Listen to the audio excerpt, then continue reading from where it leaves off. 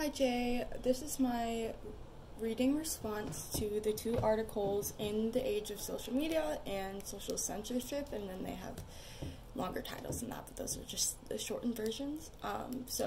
Let's start with in the age of social media, and I just wrote down a quote that I liked from it. So, the court should interpret the First Amendment to limit the unreasonably restrictive and oppressive conduct by certain powerful private entities, such as social media entities, that flagrantly censor freedom and of expression.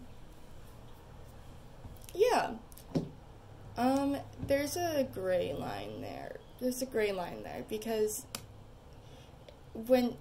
especially over text and over social media platforms and messaging, DMs, direct messages,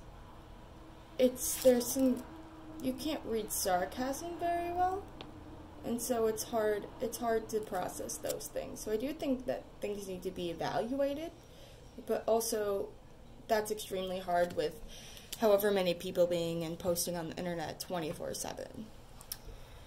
Okay, so moving on to social censorship, I wrote down this quote. I do think it's the job of the social networks to make it very clear to you as a user how to control your experience, giving you as many possible tools to control your experience as they can. I think that is really reasonable. I don't think that social media platforms should censor anything unless you want it to be censored.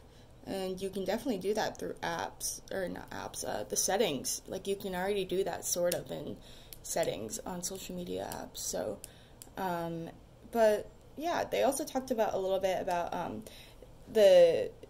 how Twitter banned some tweets when he got COVID and people were wishing that he died from it. And they said something really salty and petty, but I think it's kind of funny. They said that was news to hundreds of people, including women and people of color, who have dealt with implicit and explicit death threats for years with no intervention from Twitter. Wow. Like, it's so true and sad that the only time they really mass ban these things are when it's of someone of power, and when someone has power, they most likely have money. So no one's really standing up for these people who are severely oppressed.